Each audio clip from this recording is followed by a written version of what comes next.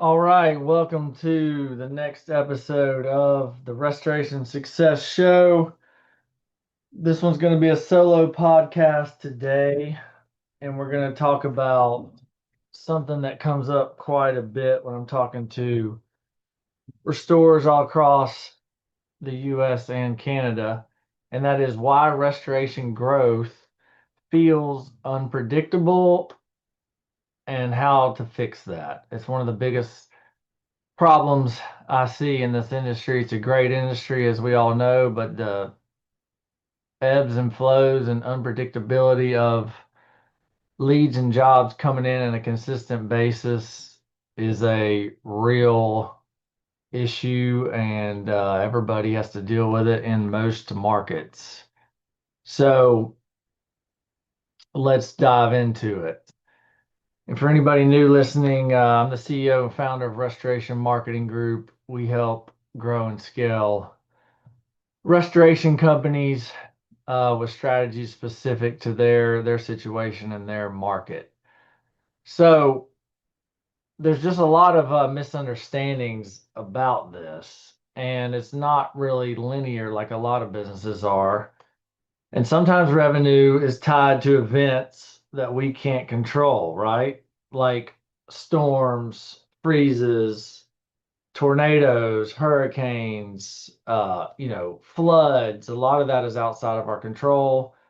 Some of you guys are in certain markets that are more prone to that, which can be helpful. But, when there's storms aren't hitting, what are you going to do to stay consistent when the storms aren't there?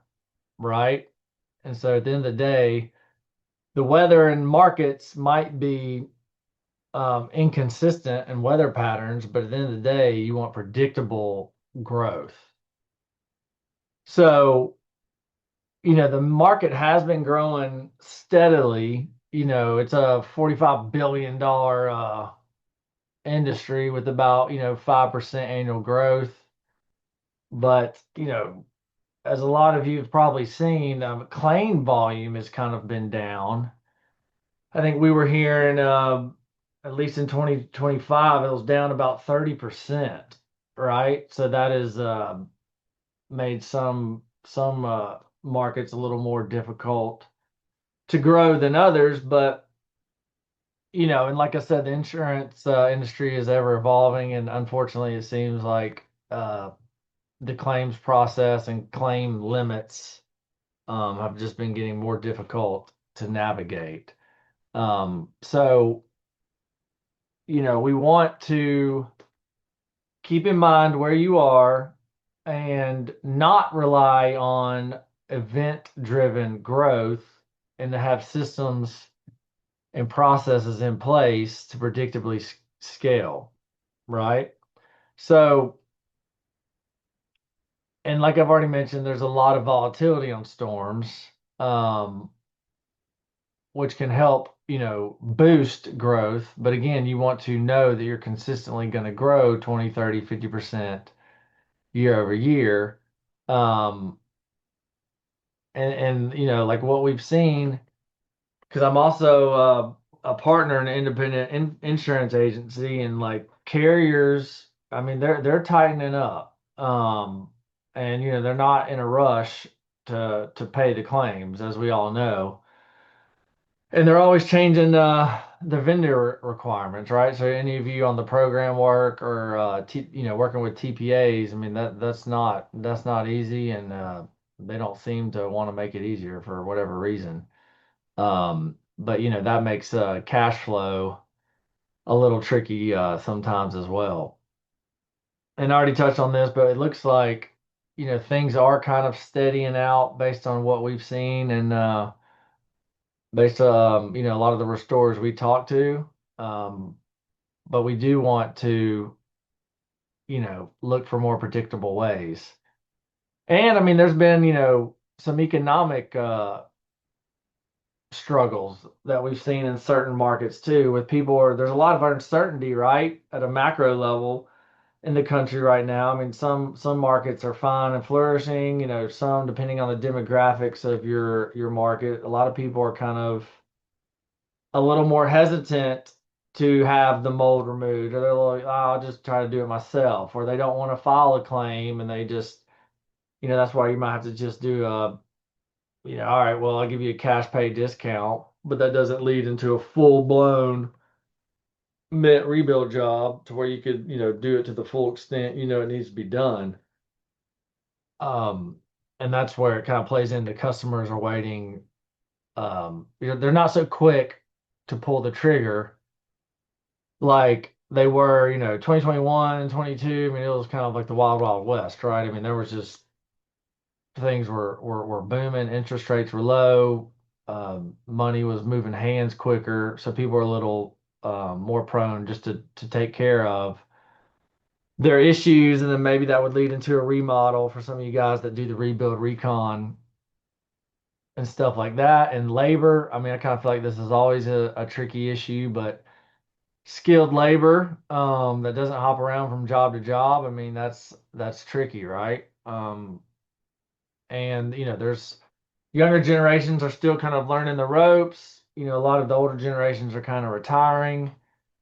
And for a lot of you that are looking to do acquisitions, I mean, there are a lot of family owned businesses getting closer to the retirement age are looking to exit. So we have, I mean, even I've seen quite a few opportunities just for my network and the stores that I talk to all the time. I mean, there's some acquisition opportunities out there for sure.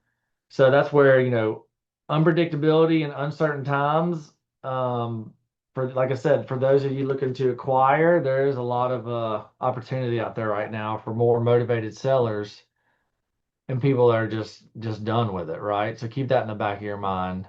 Um, and obviously technology, you know, AI, all of this is coming into the mix. I mean, eventually it should lead to more efficiencies and easier ways to scale and drive down cost. But I mean, there's a huge learning curve to it. It could be a distraction if not implemented correctly into your company. Um, but you do, if you're still, well, and I still see companies doing this, still doing everything by hand, filing paper in their filing cabinets. I mean, and actually, I've talked to some companies more recently. I mean, they're kind of finally realizing that it's kind of hard to keep scaling if you're moving that slow and having to look things up. So you definitely want to leverage, the internet technology to be more efficient. AI is going to help with a lot of that. So just keep that in the back of your mind, but also don't let it distract you from keeping the main thing, right? It's just AI is there to provide and help provide more leverage, but the basics are still important when it comes to growing and scaling. Um, so, and I see this too. A lot of you probably get word of mouth and referrals. Some of you might even chase storms, but a lot of our stores kind of lack consistent pipelines. And, for those of you that have been on my webinars or listened to previous episodes, I call them fishing poles, right? You got to have multiple fishing poles in the water to catch more fish, right? With the metaphor being leads and jobs. Um, because, for any fisherman out there, if you have one rod, if you have 10 rods in the water versus one, you're way more likely to catch more fish, right? As long as you're fishing in the right spot. And that's, maybe we'll do a separate episode on that. But I've never seen anybody hit, I'm not saying it's not possible, but usually the people that get, you know, to multiple millions quicker or add on, seven figures annually and more, they're not doing it by word of mouth alone. You have to have multiple poles in the water. And I say online and offline fishing poles is helpful, right? So you want to be doing, and I mean a lot of our guys too, like they'll work with us because we use their assets to bring in more consistent leads and jobs. But there's also pay per lead, and then there's like plumbing referrals, property management referrals. Some guys work with TPAs, word of mouth. I mean, those are each one of those is a new fishing pole in the water, right? And then you have to maintain these relationships too, because I've seen some, I mean, one of our clients, he's been with us for years now, but I remember when he initially, he was a construction company that focused on the rebuild recon and then got into the MIT side eventually. But he had a seven-figure a year relationship with a MIT only company in his market. Well, his main point of contact moved to a different state. Um, his new contact, new ownership didn't really want to like keep doing the same things that they used to do. He lost a seven-figure income stream. And that's when he realized, like, yeah, I probably should have started doing this internet marketing stuff a long time ago to diversify my lead flow. And I was like, yeah, that would have helped this seven-figure income stream going away not be as a big of a problem as it was back then, right? Um, so yes, you want to do the boots on the ground, the business development reps out there building relationships. Because remember, each new relationship that's bringing you leads and jobs, that's I call those offline fishing poles. And yes, you want to do that. But typically what we've seen, the companies that grow the fastest, it's that and the internet side of things, and they don't stop any of it. You got to do it consistently. You can't start, stop. I've never seen it play out well when you do that, right? So, like I mentioned, you want to control what you can. You can't control the storms, but you can put fishing poles in the water. You can do pay per lead. You can do, everything on Google, SCI, now there's LLM, AEO that you have to pay attention to. That's another fishing pole. Then you still have SEO, Google Map Pack rankings, local service ads, Google ads. Yes, they all still work. Google's still the big bad beast. Is it easy? No, it's not. I don't know why people think this stuff is push button because it's not. But yes, it works. And you want to keep review acquisition is imperative. You want to do that and never stop. Speed to lead matters, especially on anything that's not emergency based. If it's emergency based lead, like yes, you better be closing it. That doesn't even count as sales, right? Everything else though, when it comes to the rebuild, recon, mold, maybe some of you do duct cleaning, kitchen remodeling, whatever. Like, yeah, you don't wait on them to call you back. You call them back. It's like, how bad do you want it? Um, so you want to keep that in mind. And yes, there's a lot of automations and stuff you can leverage and AI follow up and stuff like that. I mean, if any of you want to have that conversation, that's something, we can help you with, but you might even be able to do that with your current system, right? Just I want you guys thinking about it. Speed to lead helps. And then think about your sales process. Um, how quickly you answer the phone, what's your lead to appointment booking rate. And I mean, these are things we're helping our clients with now so they can see because a lot of times everybody thinks everything's great. And then when we listen to the calls and track this for them, they're like, oh God. And we're like, yeah, it's not quite as buttoned up as you thought. So you want to make sure your sales process is dialed in. Um, and that's where if you have consistent inputs, you get more consistent, predictable outputs and outcomes, right? So you got to think of it like an equation.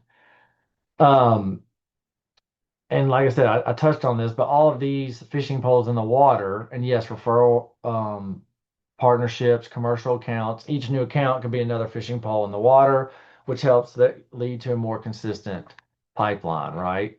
And that where, you can start getting to, consistent weekly jobs and daily jobs eventually if it's done right. And then, yes, you want to answer the phone quickly. You do not want to miss the call. If you do, they're already going down their list, calling the next person. You probably lost the job, right? So, speed to lead, answer the phone, get out there as fast as you can, and yet that increases your conversion rate um, by a lot, right? And then make sure you have follow-up systems in place for anything that's not signed on the spot. You want to consistently be following up to help increase your conversion rate on the back end, right? And then as you're putting all these poles in the water, you want to have a systems mindset, not just work harder. You want to get the system workflows in place so they run without your time involvement. That's how you can scale, right? And then you want to make decisions based on data and the types of leads and jobs that are coming in, right? Which those are things like we look at for our clients. It's not just, I tell a lot of people that I do, we're doing marketing, we have no idea what's going on. And that's not it's hard to grow and scale, right? When you're guessing. Um, so that's where you want to think about installing systems that don't involve your time, especially for the owners listening. You want to make decisions based on data, not just a hope and a prayer. And then you want to think about leveraging technology um, instead of doing everything manually in this day and age, right? And that all of those things and again, none of this happens overnight, but it compounds over time to lead to more predictable growth, right? So just keep an eye on it. I've worked in small, medium, and large markets. There's business in all of them. So yes, sometimes it could be your market's a little bit more difficult, but you know what? That's the name of the game, and that's reality, right? And our job is to look at reality and then figure out how to adapt to it. So think about your strategies, think about your systems, think about how many fishing poles you have in the water. Because I've seen people, they reach out to me and they're like, 2 years later, well, we're still at the same revenue. And I'm like, well, yeah, you're still doing word of mouth. Like you can't turn the dial and crank that. Like, yes, you should do it, but I've never seen anybody hit big boy levels. I'm talking 5, 10, 15 million a year plus on word of mouth alone. You got to put scalable um, fishing poles in the water to where when the numbers and ROI and the math is mathing, as I like to say, you crank it. Um, because that's how you go. So that's it for today. Short and sweet. We'll do some more coming in the future. But like I said, this has been coming up a lot on when I'm talking to restorers. So I just wanted to remind everybody, put the fishing poles in the water, get your acquisition channels up and running, ideally without your time being involved, and then don't stop any of them. And that's how you can lead to more predictable and consistent leads and jobs coming in. All right, guys, till next time, we will see you on the next episode.